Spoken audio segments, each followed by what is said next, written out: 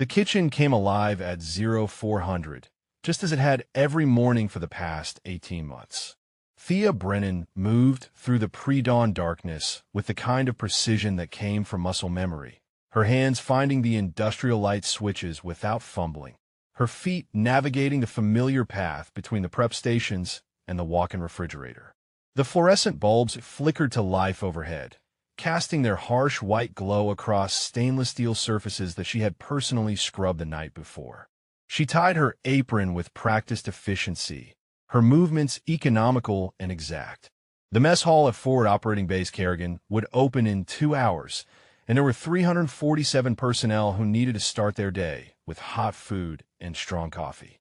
Thea had the numbers memorized, just as she had memorized the dietary restrictions, the supply schedules, and the exact temperature settings that would keep the holding ovens from drying out the scrambled eggs. The scars on her forearms caught the light as she reached for the industrial mixer. They were old scars, the kind that had faded to thin white lines against her tan skin, barely noticeable unless someone knew to look. Nobody looked. That was exactly how Thea preferred it.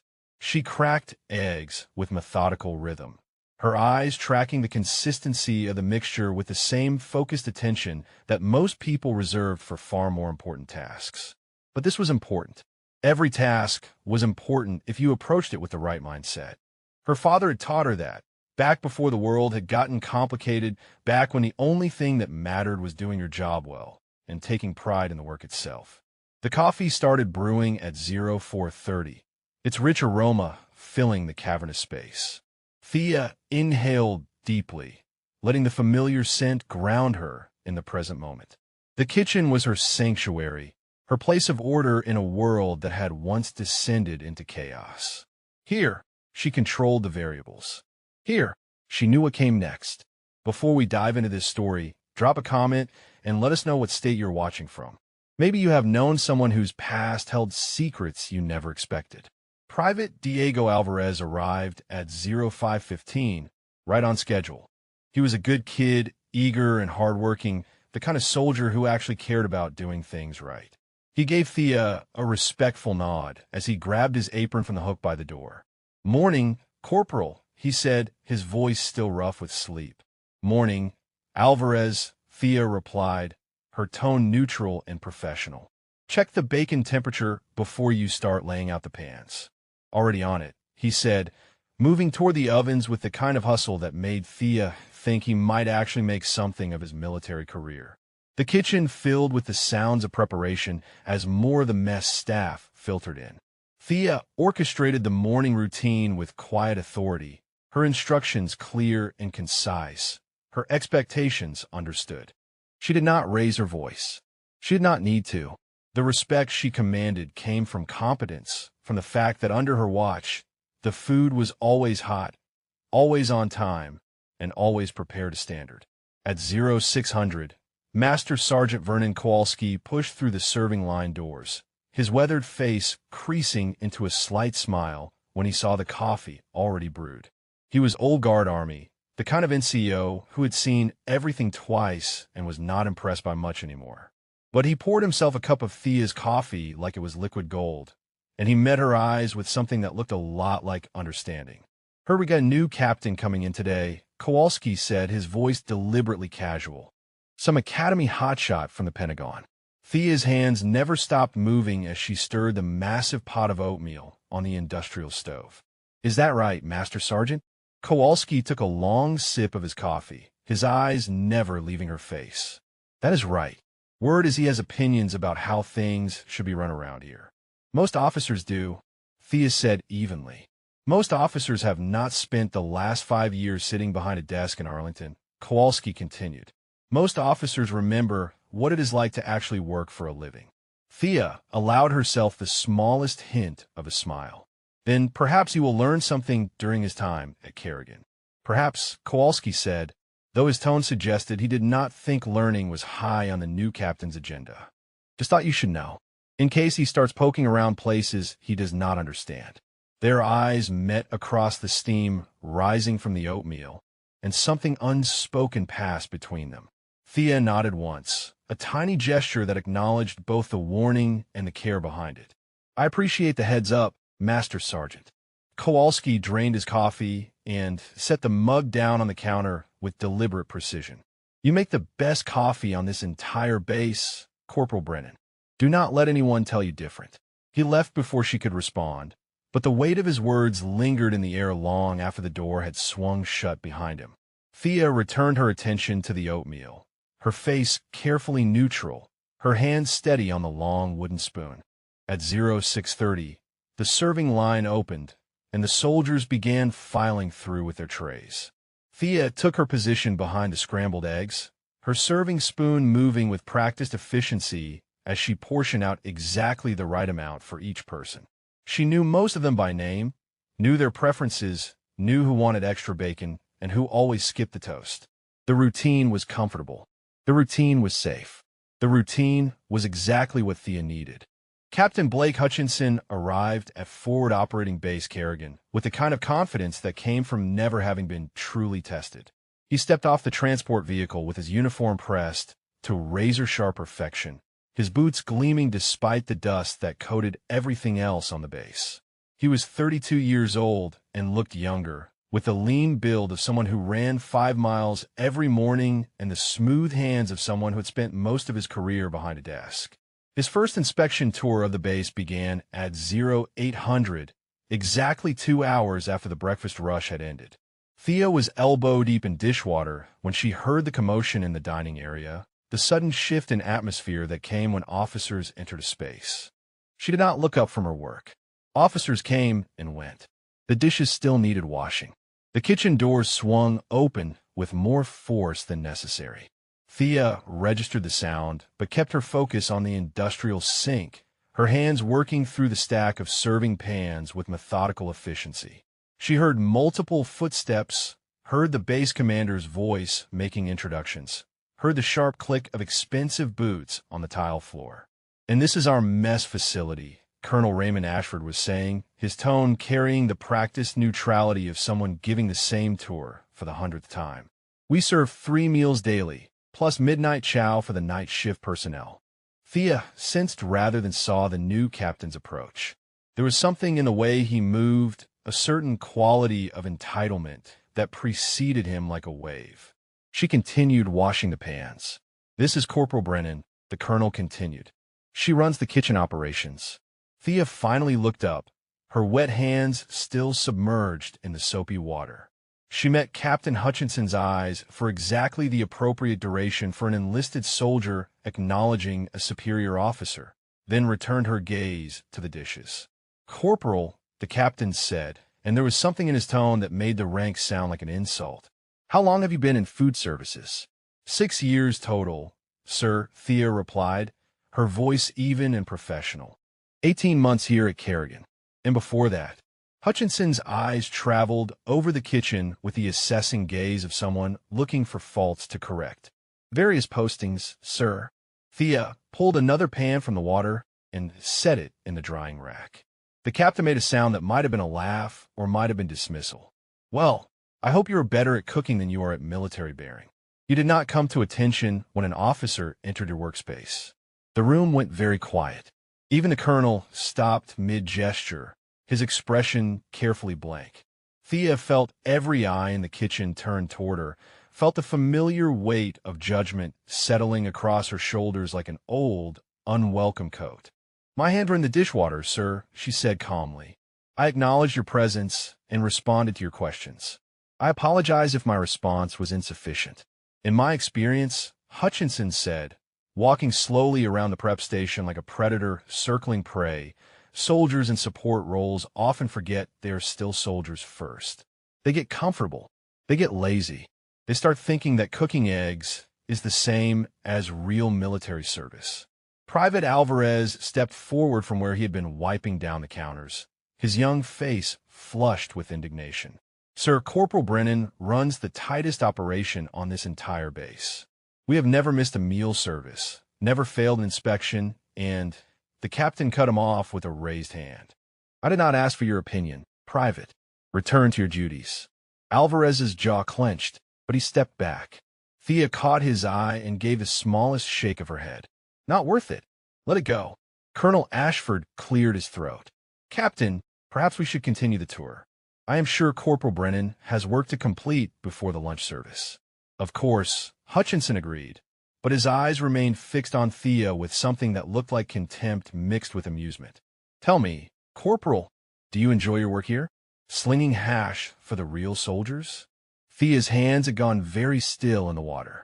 She could feel something old and dangerous stirring in her chest, something she had worked very hard to bury. Her voice, when she spoke, came out flat and emotionless.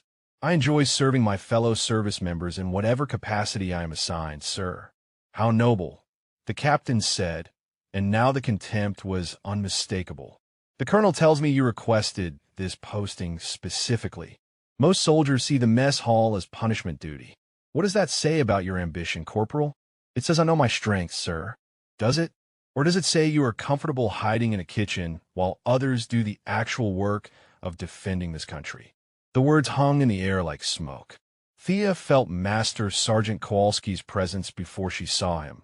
The older NCO materializing in the doorway with the timing of someone who had been listening from just outside. Captain Hutchinson, Kowalski said, his voice carrying decades of authority, I believe the colonel is waiting to show you the communications center. It is on a tight schedule due to the classified briefing at 1000. The captain's eyes flicked between Kowalski and Thea, clearly weighing whether to press his attack or accept the diplomatic exit being offered. Finally, he smiled, a cold expression that never reached his eyes. Of course, Master Sergeant. We would not want to keep anyone from their important duties. He paused at the kitchen door, looking back at Thea one more time. Carry on, Corporal. Those dishes will not wash themselves. When the door finally swung shut behind the officers, the kitchen remained silent for a long moment. Thea returned to her washing, her movements precise and controlled, giving no indication of the storm that churned beneath her calm exterior. Private Alvarez approached the sink, his voice low and furious. Corporal, that was completely out of line. He had no right to speak to you that way. Thea pulled the plug and watched the dirty water swirl down the drain. He is a captain, Alvarez. He has every right. That does not make it okay. Thea dried her hands on a clean towel, her face unreadable. What it makes it private is none of our concern. We have lunch prep in 2 hours. I need you to start on the vegetables. She walked away before he could respond, her stride steady and unhurried, giving no sign that anything unusual had occurred. But her hands, hidden at her sides, were clenched in a fist so tight that her fingernails left small crescents in her palms. Old instincts died hard, and some insults cut deeper than others. The officers' dining room at Forward Operating Base Kerrigan was a small separate space adjacent to the main mess hall, reserved for commissioned personnel during the evening meal. It was there, 3 days after his arrival, that Captain Hutchinson began to make Thea's position the centerpiece of his entertainment. She was serving the evening meal when she first overheard it. The captain sat at the head of the largest table, surrounded by 3 junior officers who hung on his words with the desperate attention of subordinates, trying to impress a new superior. Thea moved through the room with her serving cart, refilling water glasses and clearing empty plates, her presence as invisible as furniture to most of the diners. I am telling you, Hutchinson said, his voice carrying clearly across the small room, the standards at this base have clearly slipped. Do you know what I found running the mess hall? A corporal who apparently requested kitchen duty as her permanent assignment. One of the lieutenants, a young man named Marcus Webb, laughed dutifully. Requested it, sir? Requested it, the captain confirmed. Can you imagine? Most soldiers see mess duty as punishment, but this one actually volunteered. Makes me wonder what she is hiding from, does it not? Thea's hands remained steady as she poured water into Lieutenant Webb's glass. Her face showed nothing. She had learned long ago how to make herself disappear, how to become background noise while people talked around her, as if she did not exist. Maybe she just likes cooking, sir, offered another lieutenant, a woman named Patricia Vance who had always been polite to the kitchen staff. Or maybe she lacks the courage for real military work, Hutchinson countered, cutting into his roast beef with precise movements. I have seen her type before. They join up thinking it will be easy. Then when they realize actual service requires sacrifice and courage, they find some comfortable corner to hide in. Waste of a uniform, if you ask me. Thea finished filling the water pitcher and moved toward the next table. Her footsteps made no sound on the tile floor. She had learned to walk quietly in other places for other reasons, and the skill had never left her. The problem, Hutchinson continued, warming to his theme, is that every soldier taking up space in a support role could be a combat-ready asset on the front lines. But instead, we coddle people who want to play soldier without actually being soldiers. It weakens the entire military structure. Master Sergeant Kowalski entered the officer's dining room at that moment, his weathered face carefully neutral as he approached the captain's table. He carried a clipboard, the universal symbol of someone with official business that could not be dismissed. "Captain," Kowalski said, his tone respectful but firm, "I have the supply requisitions that need your signature for next week's deliveries." Hutchinson looked up from his meal with poorly concealed annoyance. "Can this not wait until morning, Master Sergeant?" "The deadline is tonight, sir," Kowalski replied. "The supply convoy departs at 0500. "Fine," the captain said, taking the clipboard and scrawling his signature without reading the documents. "Anything else?" "Just wanted to mention that Corporal Brennan's kitchen has maintained a perfect inspection record for 18 consecutive months," Kowalski said, his voice conversational but pointed. "That is actually a base record, sir. Thought you might want to know for your orientation briefing with the colonel tomorrow." The table went quiet. Hutchinson's pen paused mid-signature on the final form. His eyes flicked to where Thea stood near the far wall, then back to Kowalski's impassive face. "How efficient," the captain said coldly. "I am sure the corporal takes great pride in her clean floors."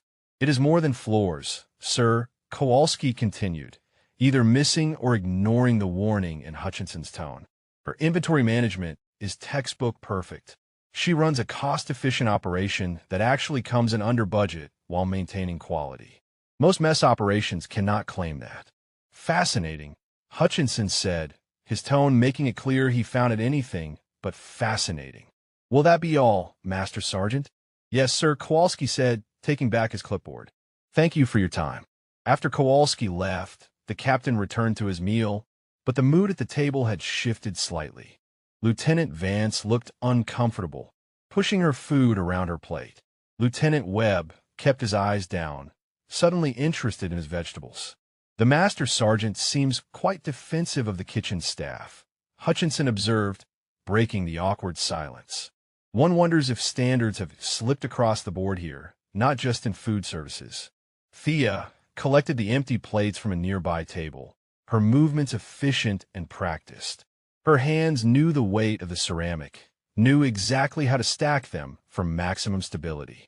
These same hands had once known different weights, different stacks, different kinds of precision. But that was a different life, a different version of herself that she had carefully locked away. She caught a glimpse of her reflection in the polished metal of the serving cart. The woman looking back at her was almost unrecognizable from who she had been. The severe pull of her hair, the shapeless kitchen uniform, the deliberately neutral expression. She had worked hard to become invisible, to become someone who could be overlooked and dismissed. It had seemed like safety at the time.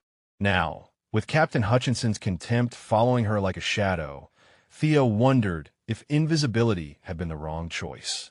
But the alternative, being seen, being known, being recognized for who she really was, that terrified her more than any amount of mockery. Private Alvarez appeared at her elbow, his young face tight with suppressed anger. "You heard all that," he said quietly, not quite making a question. "I heard it," Thea confirmed, loading the dirty dishes onto the lower shelf of the cart. "It is not right, Corporal. Someone should say something." "Someone did," Thea replied, thinking of Kowalski's careful intervention. "It did not change anything. So we just let him talk about you like that? About us like that?" Thea straightened, meeting the young private's eyes with a level gaze. "We do our jobs, Alvarez. We do them well. That is all we can control. It does not feel like enough," he said. Thea pushed the serving cart toward the kitchen doors, her voice barely above a whisper. It never does private, but it is what we have. The doors swung shut behind her, muffling the sounds of the dining room. In the kitchen, surrounded by the familiar tools of her trade, Thea allowed herself one moment of stillness. Her hands gripped the edge of the stainless steel counter as she closed her eyes against the memories that threatened to surface. She had chosen this life. She had chosen this invisibility, and she would endure whatever came with that choice, even if it meant swallowing insults that once would have been unthinkable. The alternative was to become visible again, to let people see the scars and the medals and the classified missions, to let them see the parts of herself that still woke her up at night, sweating and gasping. No, the kitchen was safer.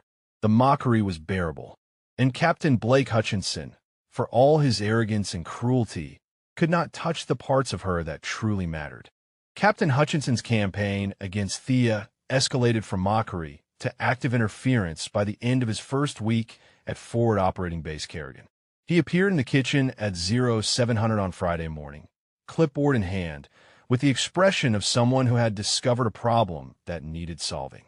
"Corporal Brennan," he announced without preamble, "I have reviewed the mess hall menu for the coming week, and I find it unacceptable." Thea looked up from the industrial bread slicer, where she had been preparing toast for the breakfast service.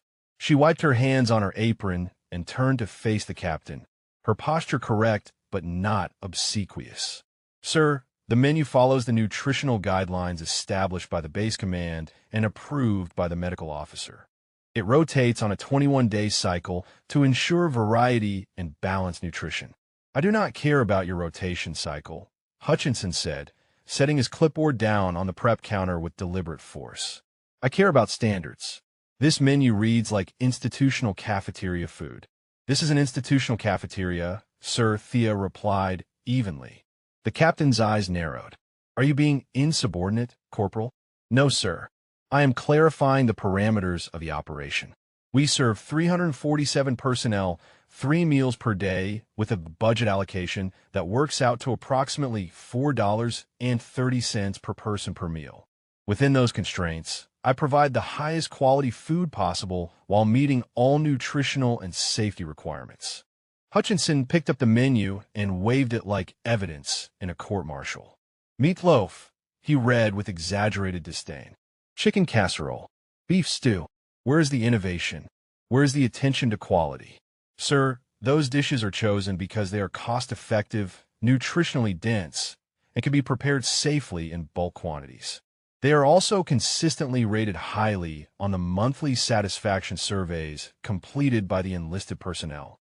"I am not interested in what the enlisted personnel think tastes good," the captain said, his voice rising slightly.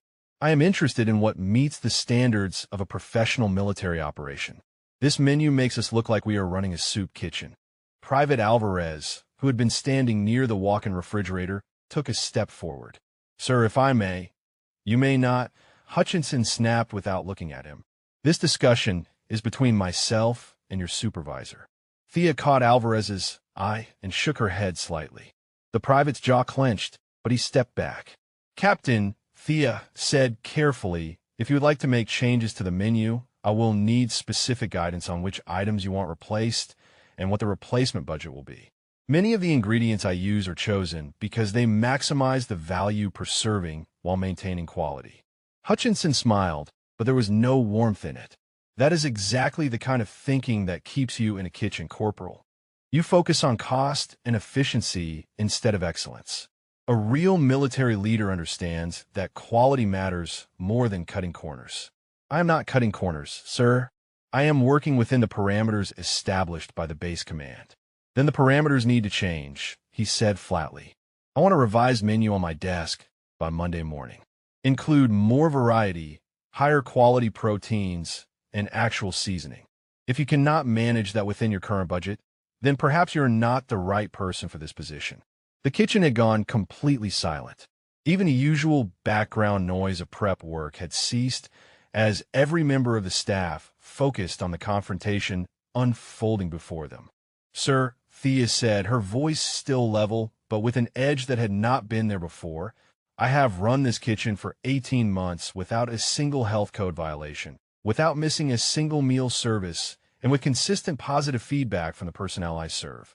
If you believe someone else could do better, that is certainly your prerogative to recommend. But I need you to understand that the constraints I work within are not arbitrary. They exist for practical and regulatory reasons. Hutchinson stepped closer to her, close enough that Thea could smell the expensive cologne he wore, close enough that his invasion of her personal space was unmistakable. His voice dropped to something that was almost a whisper, but carried clearly through the silent kitchen. What I understand, Corporal, is that you have gotten very comfortable in your little kingdom here. You have convinced yourself that managing a cafeteria is somehow equivalent to real military service. But here's what I see. I see someone who has found a way to avoid actual responsibility, actual risk, actual sacrifice. I see someone who wears a uniform but has forgotten what it means to be a soldier. And I see someone who is about to learn that comfort ends when real leadership arrives. Thea held his gaze without flinching. Her hands, resting at her sides, were relaxed and still. But there was something in her eyes, something cold and distant, that flickered for just a moment before she pushed it back down into the depths where it belonged. "Understood, sir," she said quietly. "You will have the revised menu by Monday morning." "See that I do," Hutchinson replied. He picked up his clipboard and headed toward the door, then paused and looked back. "And, Corporal, perhaps you should also revise your attitude while you are at it. Soldiers who cannot take direction from their superiors rarely last long in positions of responsibility, no matter how minor those positions might be." The door swung shut behind him with a sound like a gavel falling. For a long moment, nobody in the kitchen moved. Then, slowly, the sounds of work resumed, though the atmosphere remained heavy with unspoken tension. Master Sergeant Kowalski appeared in the doorway less than 5 minutes later, as if he had been waiting nearby for the captain to leave. He surveyed the kitchen with experienced eyes, taking in the rigid postures and tight expressions of the staff. "Corporal Brennan," he said formally, "may I speak with you in the dry storage area?" Thea nodded and followed him into the back room, where they kept the non-perishable supplies. Kowalski closed the door behind them and leaned against a shelf stacked with industrial cans of tomato sauce. "That was bad," he said without preamble. "It was not good," Thea agreed. "He is gunning for you specifically," Kowalski continued. "This is not about the menu. This is personal." "I gathered that, Master Sergeant." Kowalski studied her face, his eyes searching for something. "You want to tell me why? You want to tell me what you did to get on a captain's bad side before he even knew your name?" Thea leaned against the opposite shelf, her arms crossed over her chest. "I existed, Master Sergeant. I existed in a role he considers beneath him, doing work he considers unimportant, and I had the audacity to not apologize for it." "There's more to it than that," Kowalski said. "I have seen officers like him before. They pick their targets carefully. Something about you threatens him. Then perhaps he should examine why he feels threatened by a mess hall cook," Thea replied. Kowalski shook his head slowly. "You know what I am asking, Brennan? You know what I am really asking?" Their eyes met in the dim light of the storage room, and Thea saw the knowledge there, the understanding of exactly who she was and what she had been. Kowalski was one of 3 people on the base who knew the truth, and he had never once spoken of it directly. The formal dinner took place on a Tuesday evening, 3 weeks after Captain Hutchinson's arrival at Forward Operating Base Kerrigan. A delegation of visiting officers from the Pentagon had arrived for a quarterly review, and Colonel Ashford had ordered a special meal prepared to honor their presence. Thea had spent 2 days planning the menu and coordinating with her staff to ensure everything would be executed flawlessly. She prepared herb-crusted chicken with roasted vegetables and garlic mashed potatoes, stretching her limited budget to include fresh ingredients that elevated the meal beyond standard mess hall fare. The dining room had been decorated with white tablecloths borrowed from the base chapel, and the best serving dishes had been polished until they gleamed. Thea supervised the plating with meticulous attention to detail, ensuring each dish looked as good as it tasted. Private Alvarez and 2 other staff members served as waiters, dressed in their cleanest uniforms with fresh aprons. The visiting officers expressed satisfaction with each course, And Colonel Ashford caught Thea's eye from across the room with a brief nod of approval. Everything was proceeding perfectly until Captain Hutchinson decided to speak. The main course had just been served when Hutchinson's voice cut through the polite dinner conversation. He was seated near the center of a long table, positioned where his words would carry to all the guests. "Colonel Ashford," he said, addressing his commanding officer with a tone of exaggerated concern, "I have been meaning to discuss something with you regarding our mess hall operations." The colonel set down his fork carefully, his expression neutral. "Is there a problem, Captain?" "Not a problem exactly," Hutchinson replied, "but perhaps an inefficiency that our visiting colleagues should be aware of, given their mandate to evaluate resource allocation." The visiting officers exchanged glances. A brigadier general named Sandra Holloway, who had complimented the meal moments earlier, looked puzzled. "What inefficiency would that be, Captain?" Colonel Ashford's tone carried a warning that Hutchinson either missed or chose to ignore. "Well, sir," Hutchinson continued, warming to his subject, "I have been reviewing personnel assignments since my arrival, and I could not help but notice that we have a corporal who has been assigned to permanent mess hall duty for 18 months. That struck me as unusual. Corporal Brennan requested this assignment," the colonel said flatly. "She has performed excellently in this role." "With respect, sir," Hutchinson pressed on, "that is precisely my concern. We have a soldier in her mid-30s who has essentially removed herself from any potential for advancement or deployment. She is, to put it bluntly, wasting a uniform that could be worn by someone with actual ambition to serve." The dining room had gone very quiet. Thea stood near the kitchen door, a water pitcher in her hands, frozen in the act of preparing to refill glasses. Every eye in the room had turned toward the captain. "Captain Hutchinson," Colonel Ashford said, his voice hardening, "this is neither the time nor the place for this discussion." "But, sir, is it not relevant to the resource allocation review? We have a corporal who seems content to hide in the kitchen while her contemporaries are serving in combat zones. What kind of message does that send about our standards?" Brigadier General Holloway set down her wine glass with a soft clink. "Captain," she said, her voice carrying the authority of someone who had earned her rank through decades of service, "are you suggesting that support personnel are somehow less valuable than combat personnel?" "Not less valuable, ma'am," Hutchinson replied smoothly, "but perhaps less committed. When a soldier actively chooses the safest, most comfortable position available, one has to question their dedication to the military mission." Thea felt her hands tighten around the water pitcher. She could feel Private Alvarez staring at her from across the room, could sense Master Sergeant Kowalski's presence somewhere behind her in the kitchen doorway. Her feet wanted to move, wanted to carry her forward or backward, anywhere but standing exposed in this moment. But she remained still. "Captain," Colonel Ashford said, and now there was steel in his voice, "you are dangerously close to insubordination. Stand down." "Sir, I am simply advocating for standards," Hutchinson said, but his voice had lost some of its confidence. "Surely you can see that having a corporal voluntarily remove herself from meaningful service is problematic." "Meaningful service," Brigadier General Holloway repeated slowly. She turned in her chair to look directly at Thea. "Corporal Brennan, is it?" "Yes, ma'am," Thea replied, her voice steady despite the roaring in her ears. "You prepared this meal?" "Yes, ma'am. With my staff." "It is excellent," the general said. "Perhaps the best meal I have had on any base in recent memory." "That seems fairly meaningful to me." "Thank you, ma'am," Thea said quietly. The general turned back to Captain Hutchinson, her expression cold. "In my experience, Captain, soldiers who denigrate the contributions of support personnel usually do so because they have never actually experienced combat themselves. They romanticize deployment because they have never seen what it costs." "Ma'am, I have served with distinction at the Pentagon for 5 years," Hutchinson protested. "The Pentagon," the general said, "is not a combat zone, Captain. It is a very large office building in Arlington. I suggest you remember that distinction before you question the service of others." The rebuke hung in the air like smoke. Captain Hutchinson's face had gone red, his jaw clenched tight. He looked around the table and found no support, only uncomfortable silence and averted eyes.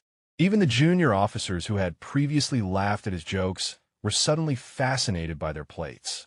Colonel Ashford stood, effectively ending the conversation. "I think we should move to the briefing room for coffee and the operational overview. Corporal Brennan, please have your staff bring the coffee service to conference room B in 15 minutes. "Yes, sir," Thea replied. The officers began filing out of the dining room, the visiting delegation maintaining polite conversation, but with an edge of tension that had not been there before. Captain Hutchinson remained seated for a moment longer, staring at his plate with barely contained fury. When he finally stood and walked past Thea toward the exit, he leaned close enough that only she could hear his words. "This is not over, Corporal," he said quietly. "Not even close." The door closed behind him, and Thea finally allowed herself to breathe. Her hands were shaking slightly as she set down the water pitcher. Private Alvarez rushed over, his face flushed with emotion. "Corporal," he said urgently, "are you okay? That was completely out of line. He publicly humiliated you in front of visiting brass." "I am fine, Alvarez," Thea said automatically, though they both knew it was not entirely true. Master Sergeant Kowalski emerged from the kitchen, his expression grim. "He has crossed a line," he said simply. "The colonel will not forget this. Neither will the general." "Maybe not," Thea replied, gathering empty plates with mechanical efficiency. "But he will not forget it either. And a humiliated captain is a dangerous thing." She returned to the kitchen, leaving the two men staring after her with expressions of concern and confusion. Inside the familiar space of her domain, surrounded by stainless steel and steam, Thea allowed herself one moment of weakness. She leaned against the prep counter and closed her eyes. Captain Hutchinson had wanted to break her, to expose her as unworthy, to prove that she was wasting space in the United States Army. What he did not know, what he could not know, was that Thea had already been broken once before. She had been shattered into pieces on a desert hillside halfway around the world. The woman standing in this kitchen was what remained after she had painstakingly put herself back together. She could survive as contempt. She could survive as mockery. She could even survive as attempts to have her removed from the only place she had found peace. What she could not survive was being forced to become that other version of herself again. The one who lived in the classified files, the one who still woke up screaming. The memorandum arrived on Colonel Ashford's desk 4 days after the disastrous dinner. Captain Hutchinson had drafted it with careful precision, couching his vendetta in the language of operational efficiency and resource optimization. He recommended a comprehensive review of all personnel assignments at Forward Operating Base Kerrigan, with particular emphasis on non-combat roles that had been held by the same individual for extended periods. The colonel called Thea to his office on a gray Thursday morning. She stood at attention in front of his desk, her uniform impeccable, her face composed. Colonel Ashford looked tired, the lines around his eyes deeper than she remembered. "At ease, Corporal," he said, gesturing to the chair across from his desk. "Sit down." Thea sat, her posture straight, her hands resting calmly in her lap. "I'm going to be direct with you," the colonel continued. "Captain Hutchinson has formally requested a review of your personnel file and current assignment. He has made it clear that he believes you should be reassigned or, failing that, recommended for discharge." Thea absorbed this information without visible reaction. "Yes, sir," she said quietly. Colonel Ashford leaned back in his chair, studying her face. "I could deny the request," he said. "As base commander, it is within my authority to dismiss this as the petty harassment that we both know it is." "But you're not going to deny it," Thea said. "It was not a question." "No," the colonel admitted, "because if I deny it without review, Hutchinson will take it up the chain of command. He will claim I am protecting you for personal reasons, that I am allowing favoritism to undermine military standards." Given the scene at the dinner with the visiting brass, there are eyes on this situation now. "I have to do this by the book." "I understand, sir." "The review will be conducted by Lieutenant Iris Chamberlain from Intelligence," the colonel continued. "She will examine your complete service record, conduct interviews with your supervisors and staff, and provide a recommendation regarding your continued placement in mess hall operations." Thea felt something cold settle in her stomach. Her complete service record. Not just the sanitized version that most people saw, but the classified sections, the redacted missions, the commendations that carried security clearances. Lieutenant Chamberlain would have access to all of it. "Sir," Thea began, then stopped, unsure how to continue. Colonel Ashford's expression softened slightly. "I know what is in your file, Corporal. I was the one who approved your transfer here 18 months ago. I know why you requested this assignment, and I know what you were trying to protect yourself from. Then you understand why this review is problematic, sir." "I do," the colonel acknowledged. "But I also understand that Captain Hutchinson is not going to stop until he gets what he wants. If we do not address this through official channels, he will make your life increasingly difficult. The review might actually be the best option at this point, or it might end with my reassignment to a position I am not ready for," Thea said, and for the first time, her carefully controlled voice wavered slightly. "That is a possibility," Colonel Ashford admitted. "But it is also possible that once the review board sees your actual record, once they understand who you really are and what you have actually done for this country, they will recognize that your current assignment is exactly where you should be. Sir, with respect, that is not how these things work. Once my file is opened, once people start asking questions, I will not be able to stay here. The quiet will be gone. The safety will be gone." The colonel nodded slowly. "I know," he said, "and I am sorry. But Hutchinson has forced my hand. The review begins next week. Lieutenant Chamberlain will contact you to schedule interviews." Thea stood, her movements controlled despite the turmoil churning inside her. "Is there anything else, sir?" "Just one thing, Corporal." The colonel stood as well, meeting her eyes with an intensity that demanded attention. "Whatever happens with this review, whatever comes to light, I want you to know that your service has been exemplary, both past and present. Do not let anyone, especially Captain Hutchinson, make you believe otherwise." "Thank you, sir," Thea said, though the words felt hollow in her mouth. She left the colonel's office and walked back toward the mess hall, her stride steady, but her mind racing. 18 months of carefully constructed peace was about to be demolished. 18 months of anonymity, of healing, of learning to sleep through the night without waking up in a cold sweat. All of it about to be ripped away, because a captain with an inflated ego could not stand to see someone content in a role he considered beneath notice. Private Alvarez was waiting near the kitchen entrance when she returned, his face anxious. "Corporal," he said urgently, "I heard the captain talking to Lieutenant Webb in the corridor. He is pushing for a full personnel review. Is it true?" "It is true," Thea confirmed, moving past him toward the prep stations where her staff was beginning lunch preparations. "But that is not fair. You have done nothing wrong. Everyone knows you run the best mess hall in the entire command."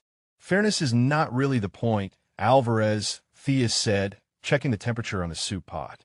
"The point is that the captain wants me gone, and he has found a procedural way to make that happen. So what do we do?" The young private's voice was tight with frustration. "We do our jobs," Thea replied, the same answer she always gave. "We prepare lunch for 347 people. We maintain our standards. We keep going. And when they reassign you, when they pull you out of here and send you somewhere else." Thea was quiet for a long moment, her hands still on the soup ladle. "Then I adapt," she said finally, "just like always." "But you do not want to leave," Alvarez said. "Anyone can see that. This is where you want to be." "What I want," Thea said, her voice barely above a whisper, "is rarely the primary consideration in military assignments, Private. You would do well to remember that." She turned away from him and focused on the soup, stirring with methodical precision while her mind cataloged everything that would happen next. Lieutenant Chamberlain would access her file and discover the truth. The classified sections would paint a picture of a completely different person, someone who had done things that mess hall cooks were not supposed to have done. The questions would start. The lips would change. The comfortable invisibility she had worked so hard to achieve would evaporate. And Captain Hutchinson would finally get what he wanted, vindication in his belief that she did not belong here, even if the reasons were completely opposite to what he imagined. Master Sergeant Kowalski found her an hour later, standing alone in the walk-in refrigerator, ostensibly doing inventory, but really just seeking a moment of cold, quiet isolation. "I heard about the review," he said without preamble. "News travels fast," Thea replied, not looking up from her clipboard. "It is a small base," Kowalski said, "and people talk, especially when they sense an injustice." "Is it an injustice, Master Sergeant? Or is it just the inevitable conclusion of trying to hide from your own history?" Kowalski was quiet for a moment, then said, "You were not hiding, Brennan. You were healing. There's a difference." Thea finally looked up at him, her eyes reflecting the harsh fluorescent light of the refrigerator. "Was I healing? Or was I just too much of a coward to face what I had become? You're many things, Corporal, but a coward is not one of them. Anyone who knows your real story knows that. But they do not know my real story," Thea said. "That is the whole point. And now they are about to find out whether I want them to or not." "Then maybe it is time they knew," Kowalski suggested gently. "Maybe it is time you stopped carrying this alone." Lieutenant Iris Chamberlain was 30 years old and had spent the last 6 years working in military intelligence. She had reviewed hundreds of personnel files, had conducted dozens of official investigations, and prided herself on her ability to remain objective and thorough. But when she sat down at her secure terminal to access Corporal Thea Brennan's complete service record, she was not prepared for what she found. The first section was unremarkable. Standard enlistment information, basic training scores that were good, but not exceptional, initial assignment to a medical unit. Chamberlain made notes on her tablet, documenting the routine details that would form the foundation of her report. Then she reached the classified section, and everything changed. The security clearance warning appeared on her screen in bold red letters. She entered her credentials, her fingerprint, and her personal identification code. The file unlocked, and Lieutenant Chamberlain began to read. 2 hours later, she was still reading. Her hands had gone cold. Her coffee sat untouched on her desk, long since cooled to room temperature.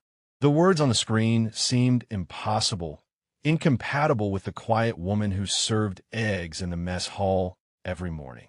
Combat medic attached to Special Operations Task Force.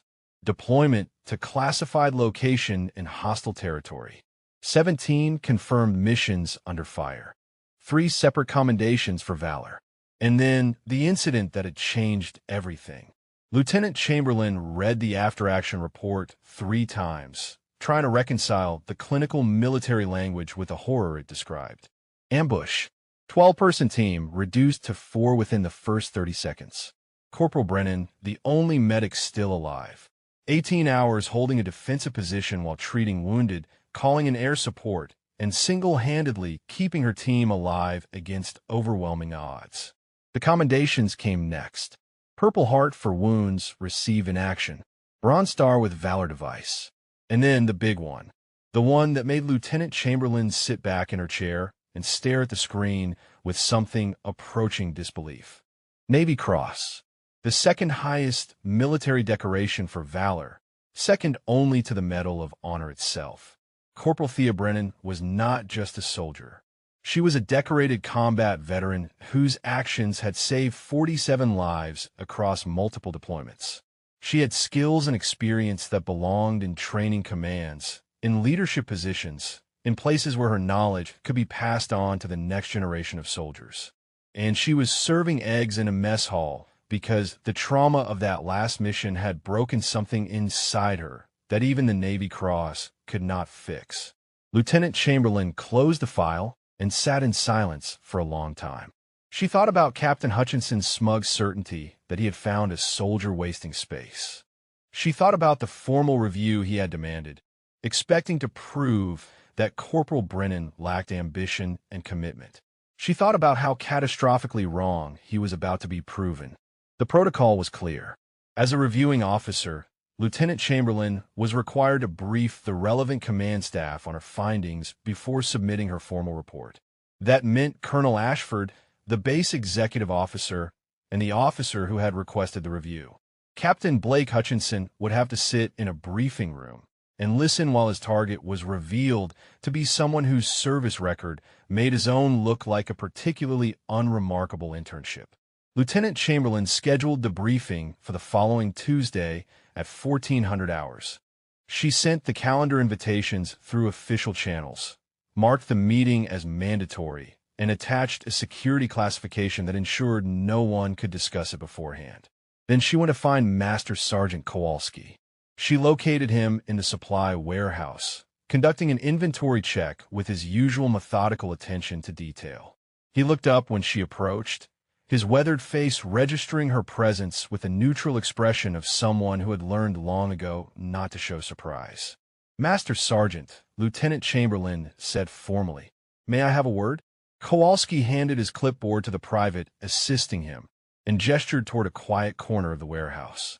They walked between tall shelves of supplies until they were out of earshot of the other soldiers. "You accessed Corporal Brennan's file," Kowalski said.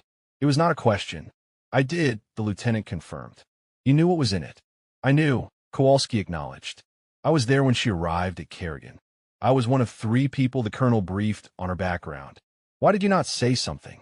Lieutenant Chamberlain's voice carried a note of frustration. "Why did you let Captain Hutchinson continue his campaign when you knew the truth?" "Because she asked us not to," Kowalski said simply. "She specifically requested that her service record remain sealed. She wanted to be treated like any other corporal assigned to mess hall duty." The colonel granted that request, even when she was being publicly humiliated. "Especially then," Kowalski said.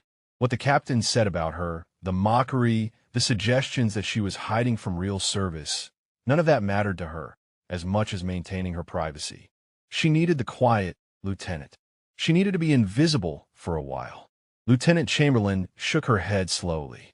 "That option no longer exists, Master Sergeant. The review is happening. The briefing is scheduled. In 4 days, everyone in that room will know exactly who Corporal Brennan really is." "I know," Kowalski said quietly. "Does she know?" "Not yet. I am required to interview her as part of the review process. I scheduled that for tomorrow morning." Kowalski was silent for a moment, his eyes distant. "She is not going to take this well," he said finally. "Would you?" The lieutenant's voice was softer now. "If you had earned the right to heal in peace, and someone took that away from you for petty ego reasons?" "No," Kowalski admitted. "I would not take it well at all." The next morning, Thea reported to Lieutenant Chamberlain's office at 0900 hours. She wore her standard duty uniform, her hair pulled back in its usual severe bun, her face carefully neutral. Lieutenant Chamberlain gestured for her to sit and poured 2 cups of coffee from the pot on her desk. "I have reviewed your complete file, Corporal," the lieutenant began without preamble. "All of it, including the classified sections." Thea accepted the coffee, but did not drink it. Her hands wrapped around the warm mug, anchoring her to the present moment. "Yes, ma'am," she said quietly. "Why did you not tell anyone?" Lieutenant Chamberlain's question came out more emotionally than she had intended. "Why did you let Captain Hutchinson treat you that way, when you could have ended it with a single sentence?" "Because the medals do not change what happened," Thea replied, her voice flat. "Because being decorated does not mean you are not broken. Because I needed people to see me as I am now, not as I was then." "But what you did, what you survived," Lieutenant Chamberlain pressed, "it matters. It should be recognized."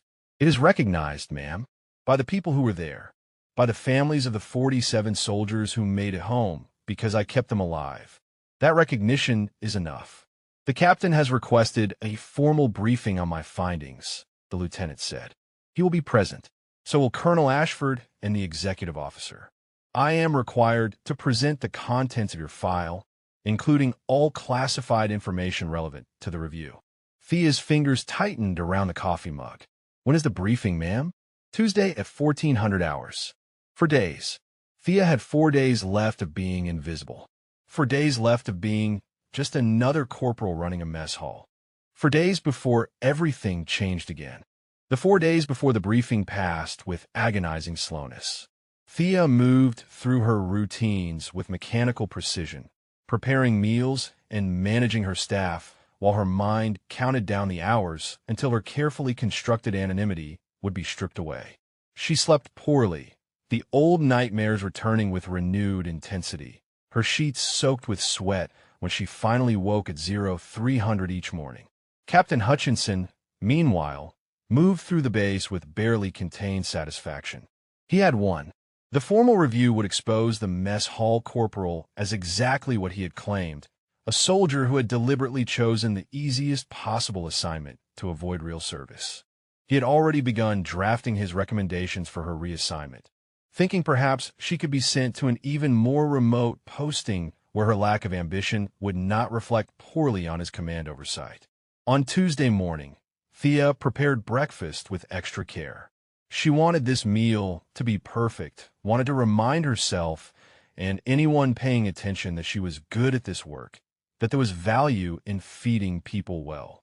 Private Alvarez watched her with concern, noticing the tension in her shoulders, the way her hands moved just a fraction too quickly, betraying the anxiety she tried to hide. "Corporal," he said quietly as they plated the scrambled eggs, "are you okay?" "I am fine, Alvarez," Thea replied automatically. "You do not seem fine. You seem like someone waiting for bad news." Thea looked at him then, really looked at him, and saw genuine care in his young face. He had been one of her few defenders throughout Captain Hutchinson's campaign, and he deserved some kind of truth. "There's a briefing this afternoon," she said carefully, "about my personnel file. Things are going to change after that." "Change how?" Thea was quiet for a moment, choosing her words.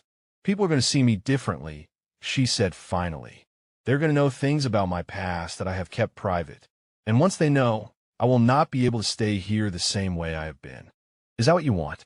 For things to change?" "No," Thea admitted.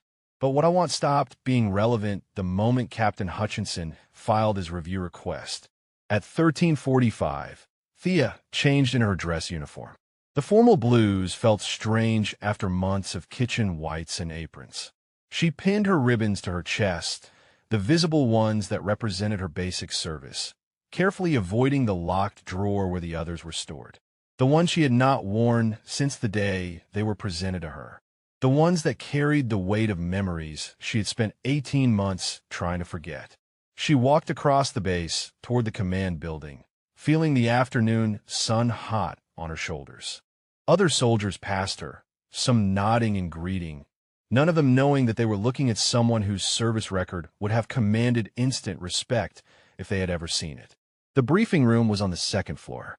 Thea climbed the stairs slowly, each step bringing her closer to the moment she had been dreading. At the door, she paused, took one deep breath, and knocked.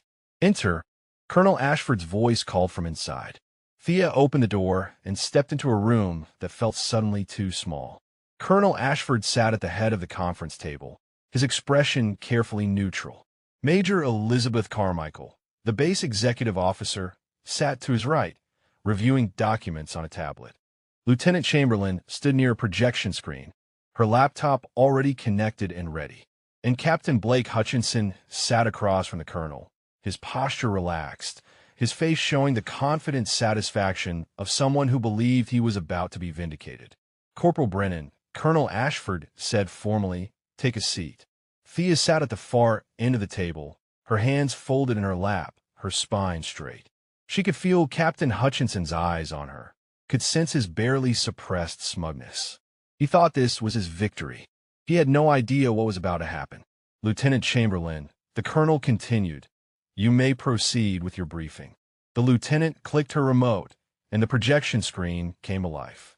The first slide showed Thea's basic information: name, rank, current assignment, standard personnel file material.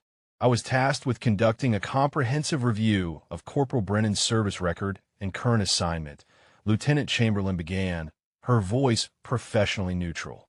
"Per Captain Hutchinson's request, I examined all aspects of her military career to determine whether her current position represents an appropriate use of her skills and experience." Captain Hutchinson leaned back in his chair, his expression expectant. The lieutenant advanced to the next slide. "Corporal Brennan enlisted 8 years ago and completed basic training with above-average scores. She was initially assigned to a medical unit and qualified as a combat medic." "Standard career progression," Hutchinson interjected. "Nothing exceptional." "If you would allow me to continue, sir," Lieutenant Chamberlain said, and there was an edge to her voice now that made the captain's eyes narrow.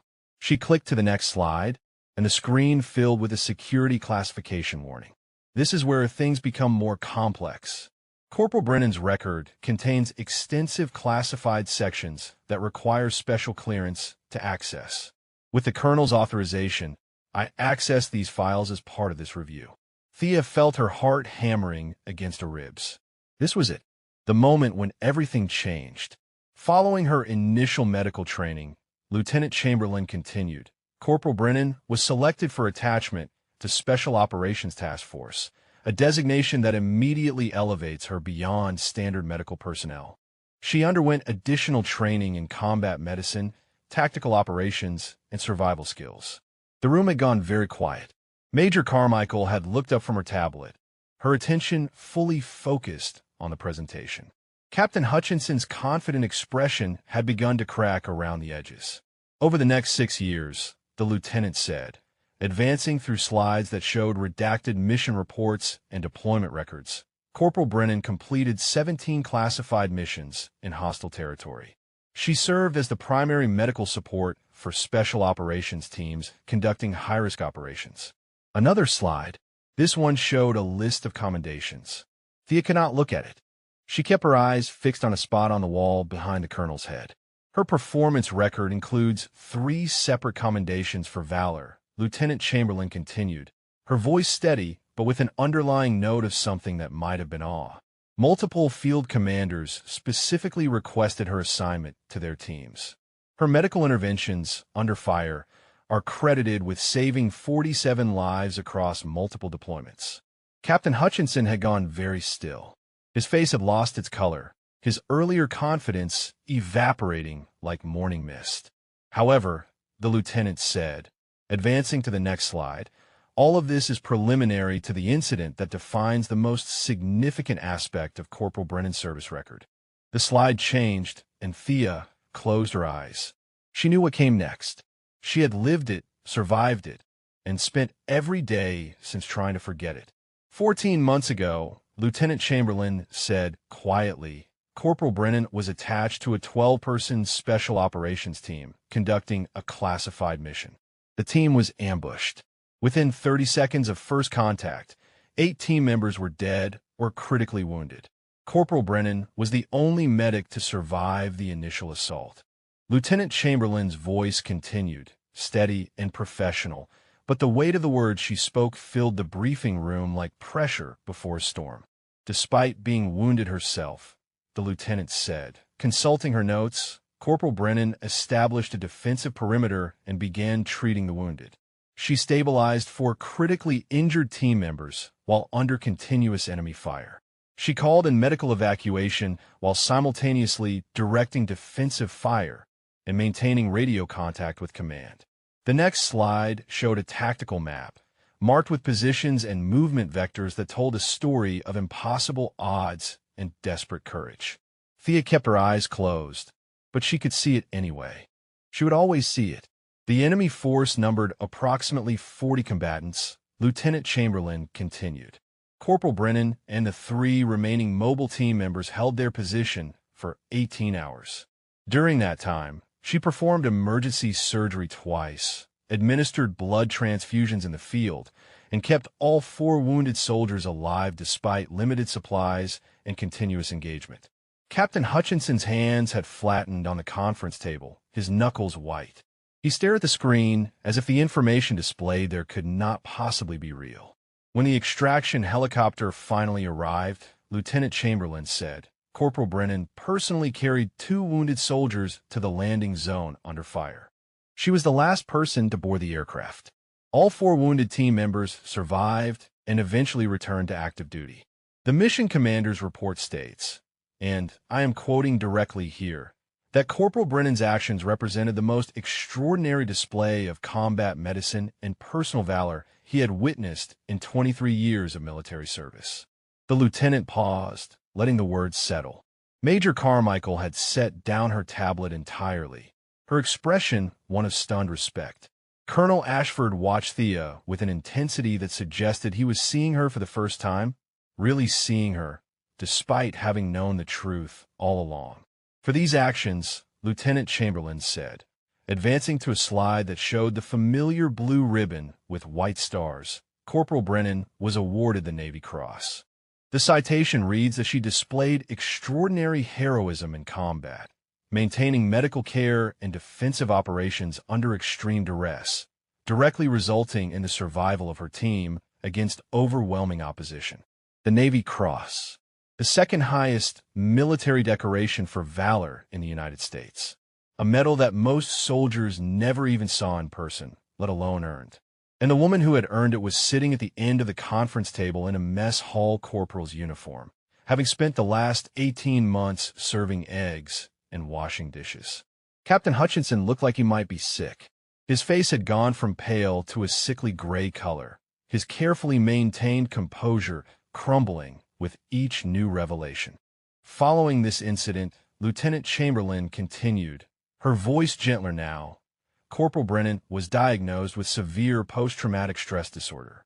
Despite being offered promotion, training command assignments, and multiple other positions of increased responsibility, she specifically requested assignment to food service operations. The psychological evaluation supporting this request noted that she required a structured, low-stress environment as part of her recovery process. Thea finally opened her eyes. She looked directly at Captain Hutchinson, watch him process the magnitude of his error. He had called her a coward. He had suggested she was hiding from real service. He had publicly humiliated her for choosing kitchen duty while implying that she lacked the courage for actual military work. And all of it, every single word, had been the exact opposite of the truth. The lieutenant advanced to her final slide, which showed a summary of recommendations. Based on my comprehensive review, she said, I find that Corporal Brennan's current assignment is entirely appropriate to her medical needs and recovery process. Her performance in this role has been exemplary. She runs the most efficient mess hall operation in this command, maintains perfect inspection records, and has earned consistent positive feedback from the personnel she serves. I recommend that her current assignment be continued indefinitely and that any suggestion of reassignment or discharge be dismissed as without merit. Lieutenant Chamberlain closed her laptop and looked directly at Captain Hutchinson. Furthermore, she said, her voice taking on a sharper edge, I recommend that any officer who has publicly disparaged Corporal Brennan's service or commitment be formally counseled regarding appropriate respect for combat veterans, regardless of their current assignment. The silence that followed was absolute. Nobody moved. Nobody spoke. The only sound was the faint hum of the air conditioning and Captain Hutchinson's labored breathing. Colonel Ashford finally broke the silence. Thank you, Lieutenant Chamberlain, for that thorough and professional briefing. Major Carmichael, do you have any questions? No, sir, the major replied quietly. I believe Lieutenant Chamberlain's findings speak for themselves. The colonel turned his attention to Captain Hutchinson. Captain, you requested this review. Do you have any comments on the lieutenant's findings? Hutchinson's mouth opened, but no sound emerged. He looked like a man who had just watched the ground disappear beneath his feet. His eyes moved from the projection screen to Thea and back again, struggling to reconcile the woman he had dismissed and mocked with the warrior whose record had just been laid bare. He began, then stopped. His voice, when he finally managed to continue, was thin and strained. I was not aware of the classified sections of Corporal Brennan's file. Clearly, Colonel Ashford said, and the single word carried the weight of profound disappointment. Perhaps this should serve as a lesson about making assumptions regarding soldiers whose service you do not fully understand. Sir, I apologize, Hutchinson managed. I did not intend to disrespect a decorated combat veteran. Your intentions are irrelevant, Captain, the colonel said sharply. Your actions spoke clearly enough. You publicly humiliated a soldier who has given more to this country than most of us will ever be asked to give. You questioned her courage, her commitment, and her worth. And you did all of this because you could not conceive that a soldier might choose a support role for reasons other than cowardice or laziness. Captain Hutchinson sat frozen, unable to mount any defense against the truth of the colonel's words. Corporal Brennan, the colonel said, turning to Thea with an expression that mixed respect and concern. "Is there anything you would like to add?" Thea had remained silent throughout the briefing, watching the revelation unfold with the detached observation of someone watching a story about someone else's life. But now, with all eyes on her, she found her voice. "Permission to speak freely, sir?" "Granted," Colonel Ashford said. Thea looked at Captain Hutchinson, her gaze steady and unflinching. "I did not request this assignment because I was afraid of real service, sir," she said quietly. "I requested it because I needed to remember what normal felt like. Because after you spend 18 hours keeping people alive while everyone around you is dying, you need to find a way back to basic humanity. Cooking food, feeding people, making sure soldiers start their day with something hot and nourishing, that is real service too. It is a different kind of service, but it matters." She paused, gathering her thoughts.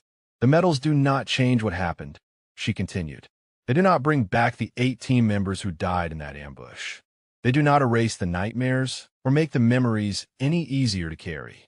What helps is routine, structure, the knowledge that I am still contributing, still serving, still doing something that matters, even if it is not dramatic or glamorous."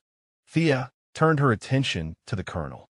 "I appreciate Lieutenant Chamberlain's recommendation that I remain in my current assignment, sir, but I need you to understand something. I do not want this to come out. I do not want people to know because I did not want to be treated differently. I want to be judged on my work now, not on what I did before. Captain Hutchinson took that choice away from me, and I will have to live with the consequences of that." The colonel nodded slowly, understanding passing between them. "I recognize that, Corporal," he said, "and I am sorry that your privacy was violated. But what is done is done. The question now is how we move forward." Captain Hutchinson attempted to speak, his voice cracking with the effort. "Corporal Brennan, I owe you an apology. What I said, how I treated you, it was inexcusable. I had no idea about your service, about what you had been through." Thea met his eyes without flinching. "You should not have needed to know my service record to treat me with basic respect, sir. Every soldier in this military, regardless of their assignment, deserves that much." The words hung in the air like an indictment. Captain Hutchinson flinched as if he had been physically struck. He opened his mouth to respond, but Colonel Ashford raised a hand, cutting him off. "Captain Hutchinson," the colonel said, his tone leaving no room for argument, "you are dismissed. Report to my office at 0800 tomorrow morning. We will discuss your future at this command." Hutchinson stood on shaking legs. He looked once more at Thea, his expression a mixture of shame and something that might have been genuine remorse, then left the briefing room without another word. The door closed behind him with a soft click that sounded somehow final. Major Carmichael was the first to speak after his departure. "Corporal Brennan," she said, her voice carrying genuine warmth, "I want you to know that what Lieutenant Chamberlain revealed today does not diminish your current service. If anything, it makes your choice to serve in the mess hall even more meaningful. You could have coasted on your record. You could have taken a desk job somewhere and let others do the hard work. Instead, you chose to continue serving in whatever capacity you felt you could manage. That takes a different kind of courage." "Thank you, ma'am," Thea said quietly. The major continued, her expression thoughtful. "I am curious, though.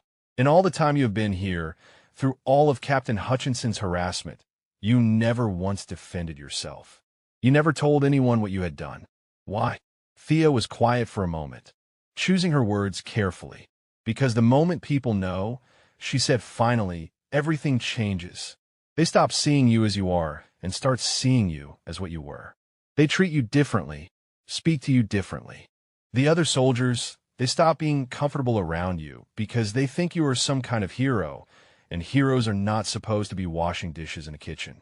But you are a hero," Lieutenant Chamberlain said softly. "No, ma'am," Thea replied, shaking her head. "I am a survivor who did what needed to be done in an impossible situation. The people who did not make it out, they are the heroes. I am just the one who gets to carry their memory." The room fell silent again, the weight of her words settling over everyone present. Colonel Ashford stood and walked to the window, looking out over the base where soldiers moved through their daily routines, unaware of what had just transpired in this small conference room.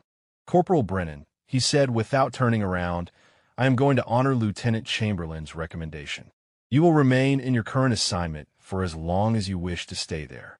No one will pressure you to take on additional responsibilities or transfer to another position. You have earned the right to heal on your own terms."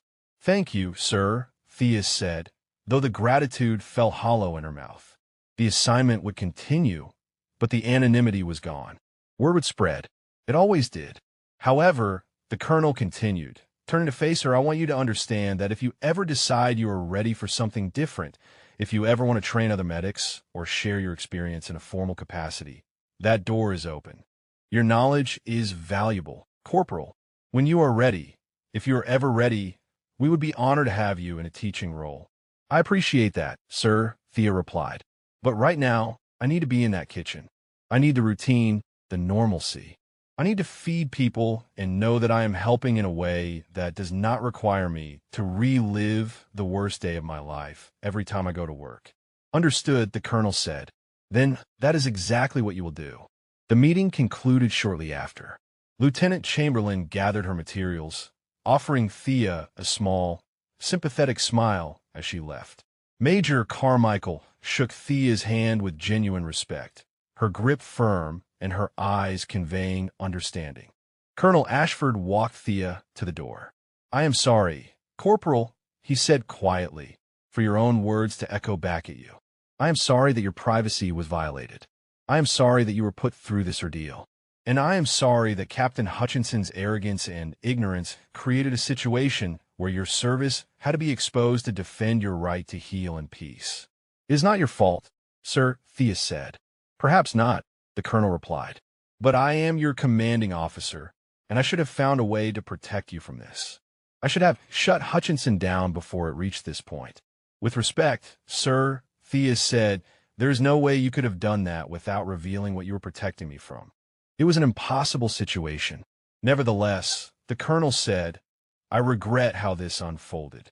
If there is anything I could do to make the transition easier, you have only to ask." Thea nodded and left the command building, walking back across the base toward the mess hall in the late afternoon sun. Her mind felt strangely empty, as if the confrontation she had been dreading for days had drained something essential from her. The truth was out now. There was no taking it back. No returning to the comfortable anonymity she had built so carefully. She pushed through the kitchen doors to find Private Alvarez and the rest of her staff waiting. They looked up as she entered, their faces tight with concern and curiosity. Word had obviously spread that there had been a briefing, that something significant had happened. "Corporal," Alvarez said, stepping forward. "Are you okay? What happened?" Thea looked at the young faces surrounding her. These soldiers who had worked beside her for months, who had defended her against Captain Hutchinson's mockery, who had believed in her competence even when officers were questioning her worth.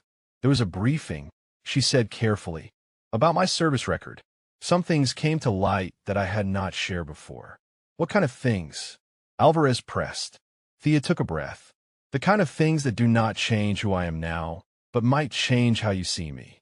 The kind of things that explain why I am here in this kitchen instead of somewhere else." "Try us," Alvarez said. "We already know you are the best corporal in this entire command.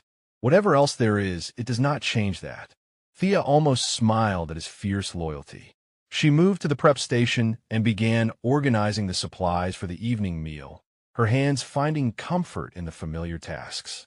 As she worked, she spoke quietly, telling them an abbreviated version of what Lieutenant Chamberlain had revealed in the briefing.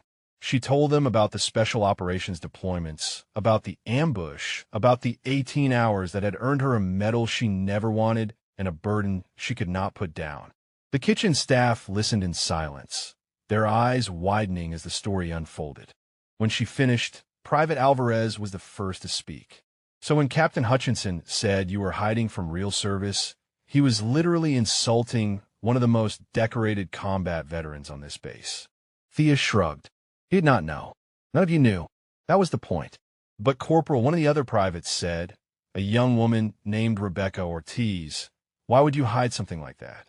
Why would you let people think you were just a regular mess hall cook when you were actually a war hero?" Because I am not a war hero, Thea said firmly. I'm a person who survived something terrible and is trying to figure out how to live with what that survival cost. The medals, the commendations, they do not help with the nightmares. They do not make it easier to close my eyes without seeing the faces of the people who did not make it. What helps is being here, doing this work, feeding people and maintaining routine and remembering that there's still good in the world. She looked around at her staff, seeing their faces properly for the first time since entering the kitchen. They were not looking at her with awe or reverence or any of the things she had feared. They were looking at her with understanding and respect and something that looked very much like determination. The news spread through forward operating base Kerrigan like wildfire. By the next morning, every soldier on the base knew that the quiet corporal who ran the mess hall was a Navy Cross recipient. They knew about the ambush, about the 18 hours, about the 47 lives saved. They knew that Captain Hutchinson had been spectacularly, catastrophically wrong about the woman he had spent weeks humiliating. Thea felt the change immediately when she opened the mess hall for breakfast. Soldiers who had previously walked past her with barely a nod now stopped to shake her hand. Some thanked her for her service with an intensity that made her uncomfortable. Others simply stared, as if trying to reconcile the woman serving eggs with a warrior from the classified reports. Private Alvarez noticed her discomfort and quietly redirected traffic, keeping the well-wishers at bay, while Thea focused on her work.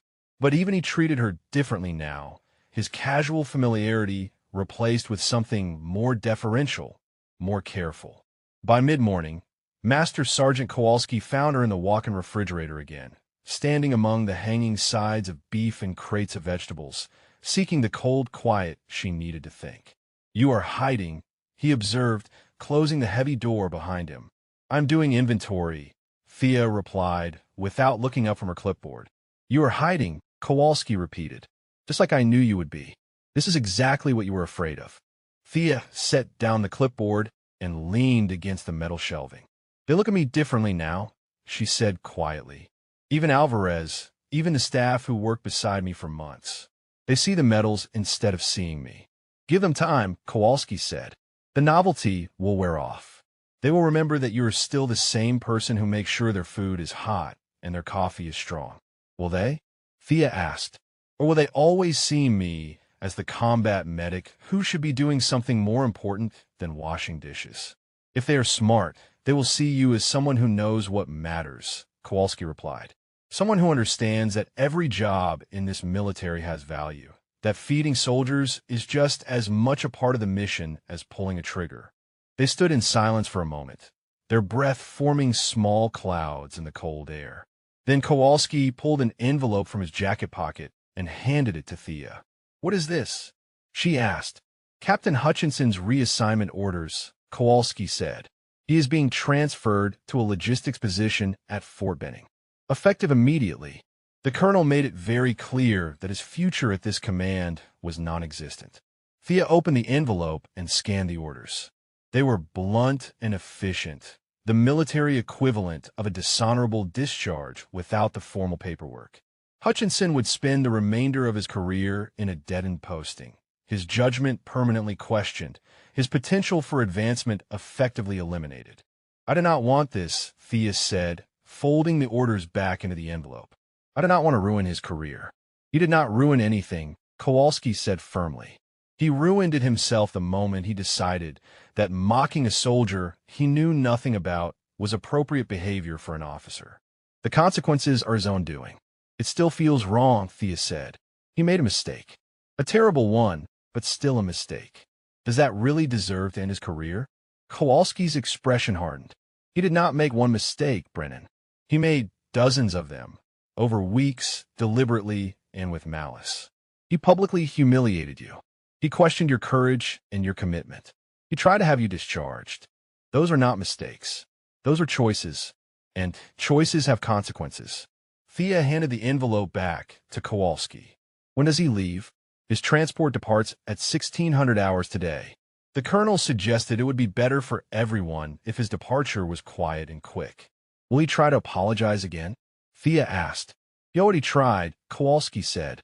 The colonel told him that any further contact with you would be considered harassment. You do not have to see him or speak to him if you do not want to. Thea was quiet for a long moment, then said, I want to see him. Before he goes, I need to say something. Kowalski looked surprised. Are you sure that is wise? Probably not, Thea admitted. But I need to do it anyway. At 15:30 hours, Thea found Captain Blake Hutchinson in the visiting officer's quarters, packing his belongings into standard-issue duffel bags. He looked up when she knocked on his open door, and the expression on his face was one of genuine anguish. Corporal Brennan, he said, standing quickly, I did not expect you to come. I was told not to contact you. You were told not to contact me, Thea confirmed, stepping into the small room. I was not told I cannot contact you.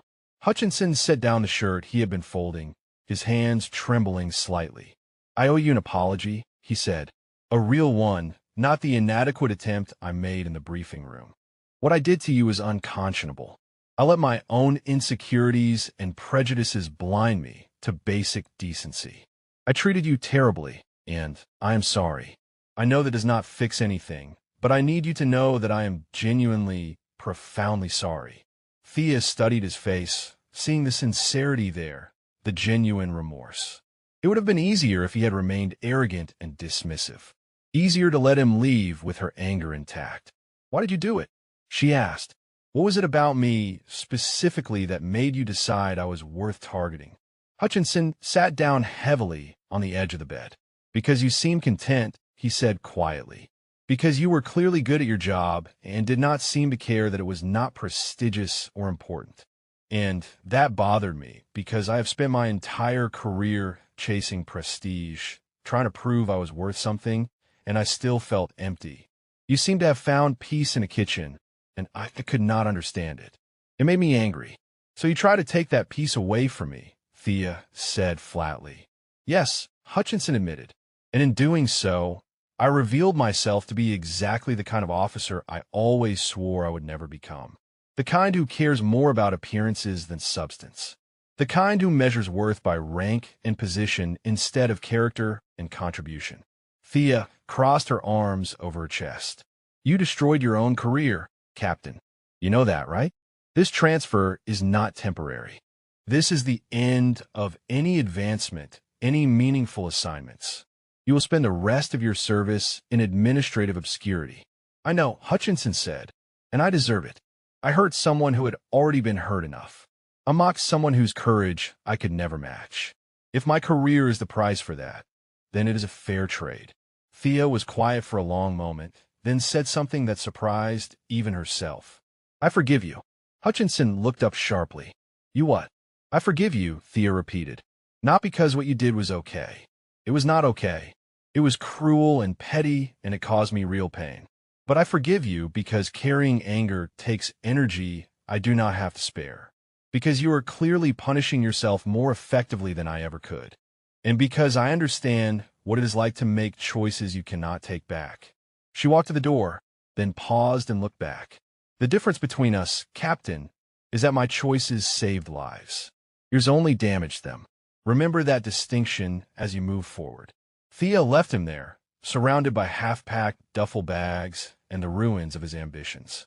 She walked back across the base toward the mess hall, where dinner preparations would be starting soon, where her staff would be waiting, where the work that gave her purpose continued regardless of medals or revelations or officers who did not understand. Private Alvarez met her at the kitchen door. Corporal, he said, there is someone here to see you. Someone from command. Thea felt a flash of concern. Another briefing? Another complication? She pushed through the door to find Colonel Ashford standing in her kitchen, looking slightly out of place among the industrial appliances and prep stations. Sir, she said, coming to attention. At ease, Corporal, the colonel said with a slight smile. I am not here in an official capacity. I am here because I have something that belongs to you, and I thought it was time you had it back. Colonel Ashford held a wooden shadow box, its glass front reflecting the fluorescent lights of the kitchen. Inside, mounted against dark blue velvet, were the medals Thea had not worn since the day they were pinned to her chest. The Purple Heart, The bronze star with its distinctive V device for valor. And at the center, larger and more imposing than the others, the Navy Cross with its ribbon of navy blue and white stripes. I had these retrieved from your quarters, the colonel said quietly. With your permission, of course. Master Sergeant Kowalski assured me you kept them locked away and had not displayed them since your arrival. Thea stared at the shadow box, feeling something tighten in her chest. I put them away for a reason, sir, she said carefully. I know, the colonel replied, and if you want to put them back, I will do so immediately. But I thought perhaps, after everything that has happened this week, you might be ready to acknowledge what they represent. Not for other people, but for yourself. He set the shadow box down on the clean prep counter. The kitchen staff had gathered near the doorway, watching the scene with quiet attention. Private Alvarez stood at the front, his young face serious and respectful. These medals, Colonel Ashford continued, do not define you, Corporal Brennan. They do not erase the trauma you experienced or the price you paid for earning them. But they are part of your story, part of who you are. And hiding them away, pretending they do not exist, that is another form of letting fear control your life. Thea reached out and touched the glass of the shadow box, her fingers tracing the outline of the Navy Cross. I earned this on the worst day of my life, she said quietly. Looking at it brings back memories I have spent 18 months trying to forget. I understand that, the colonel said, but perhaps the memories will hurt less if you stop fighting them.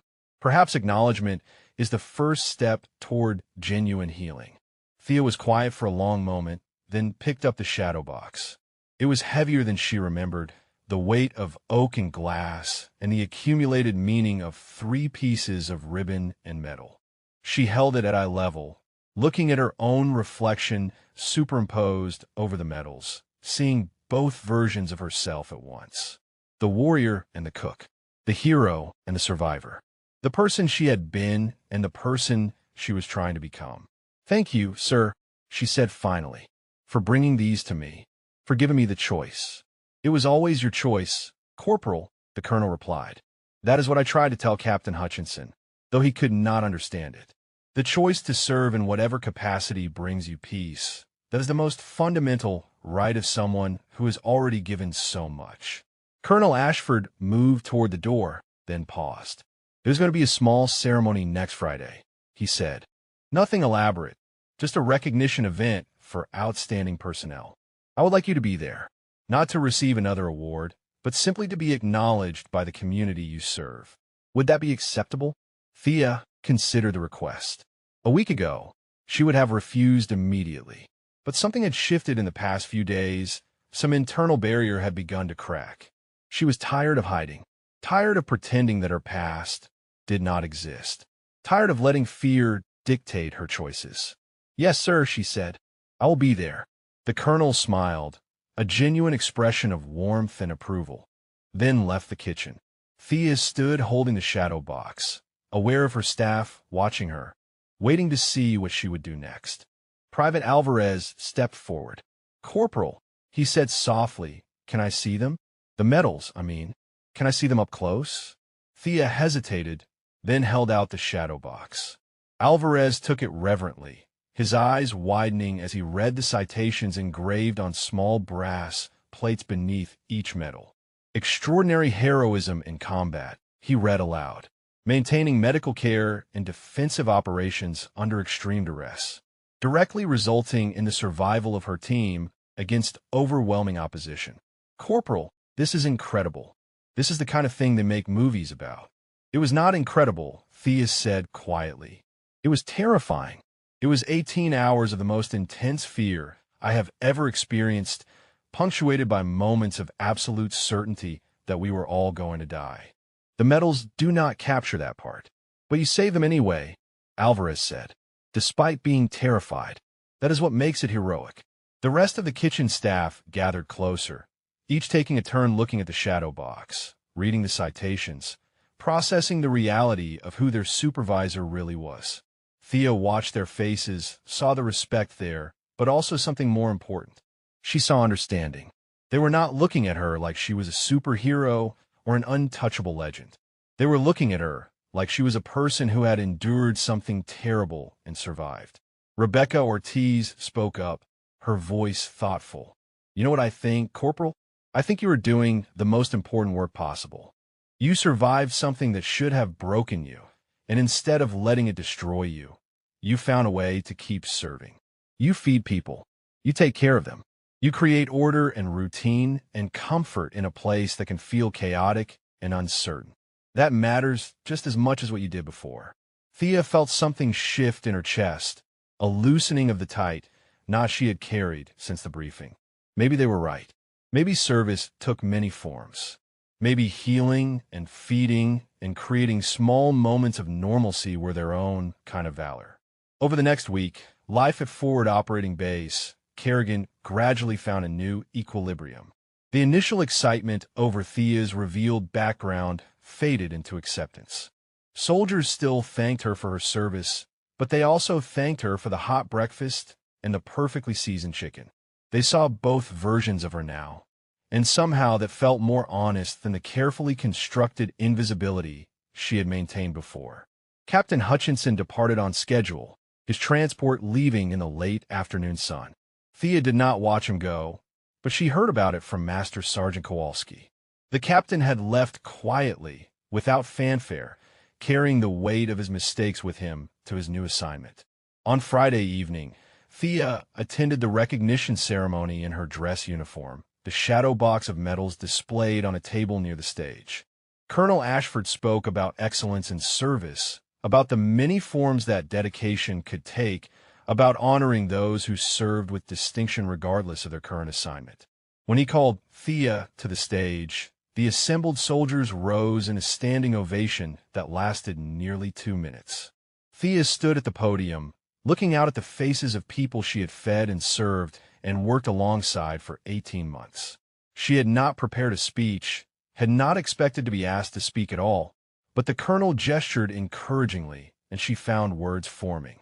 "I want to thank you all for your support over these past weeks," she began, her voice steady despite her racing heart. "What happened with my service record being revealed was not something I wanted, but perhaps it was something I needed. I have spent 18 months trying to forget who I was, trying to become someone simpler, someone less complicated. But I'm learning that we cannot outrun our own histories. We can only choose how we carry them forward." She paused, gathering her thoughts. There is no hierarchy of service in this military. The cook and the combat medic, the supply clerk and the special operations soldier, we are all part of the same mission. We all matter. We all contribute. And we all deserve respect for the roles we choose to fill. Captain Hutchinson learned that lesson the hard way, and I hope his mistake can serve as a reminder to all of us. Never assume you know someone's story. Never dismiss someone's contribution because it seems ordinary. And never forget that the person serving your breakfast might have saved 47 lives before most of you were awake this morning. The audience laughed at that, a warm sound that filled the room with genuine camaraderie. Thea smiled, feeling lighter than she had in months. "If you enjoyed this story," she continued, "and if it resonated with you in some way, I would love to hear about it. Drop a comment and let me know your favorite part, or share if you have witnessed similar courage in someone who deserved more recognition than they received. Maybe you know someone who found their own way to serve after experiencing trauma. Their stories matter too." The ceremony concluded with more applause and handshakes and genuine expressions of respect. Thea returned to her quarters that evening carrying the shadow box, which she placed on her dresser where she could see it every morning. Not as a shrine to the past, but as a reminder that she was more than one version of herself. She was both the warrior and the healer, the survivor and the cook, the decorated veteran and the person who just wanted to make sure soldiers had hot food and strong coffee. The next morning, Thea arrived at the mess hall at 0400, just as she always had. She turned on the lights, started the coffee brewing, and began preparing breakfast for 347 people. Private Alvarez arrived on schedule, greeting her with his usual respect, but also with the comfortable familiarity that had existed before the revelation. The kitchen came alive with the sounds and smells of food being prepared with care and precision. Master Sergeant Kowalski stopped by for his morning coffee, as he always did. He looked at Thea, and saw what he had always seen: a soldier doing her job with excellence and dedication, finding meaning in the work itself rather than in recognition or acclaim. "Best coffee on the base," he said, raising his mug in a small salute. "Just doing my job, Master Sergeant," Thea replied. "And that," Kowalski said with a knowing smile, "is exactly why it matters so much." Thea watched the breakfast service unfold with the satisfaction that came from work well done. Soldiers filed through the line, collecting their meals, starting their days with the foundation she provided. Some of them knew her story now. Some of them saw the medals in their minds when they looked at her. But all of them saw the eggs and the bacon and the hot coffee, and all of them understood that this too was service. This too was valor. This too was what it meant to be a soldier. The sun rose over Forward Operating Base Kerrigan, painting the desert in shades of gold and amber. In the mess hall, Corporal Thea Brennan served breakfast to her fellow soldiers, carried her history with slightly less weight than before, and found peace in the simple truth that she was exactly where she needed to be.